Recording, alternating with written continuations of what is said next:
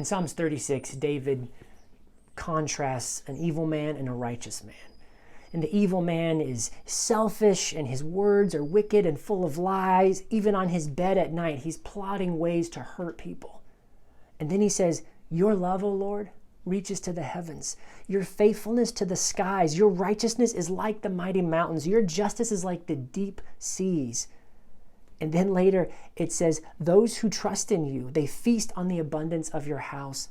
You give them drinks from your river of delights. For with you, there's the fountain of life. In your light, we see light. And so what this is an invitation to not be that wicked, deceitful man who's full of fear and selfishness and trying to take advantage of other people.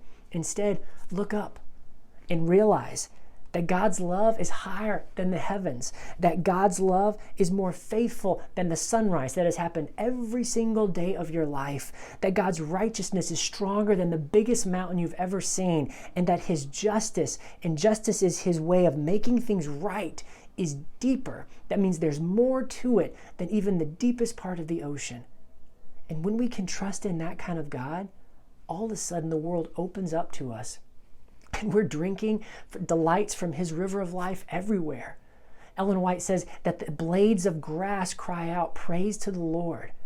And if we start living in this acknowledgement of how good God is, every time we see a blade of grass, which there are like millions right outside my window right now, every time we see a tree or a flower or hear a bird sing or a kid laugh, we are going to be like, oh, God's amazing. And it's going to overwhelm you. And it's going to start to transform you. And where you once saw problems and stresses and difficulties, you're now just going to see the praise of God and the glory of him. And your life is going to be different. So my challenge to you today is dive into Psalms 36 and let him speak to your heart. God bless.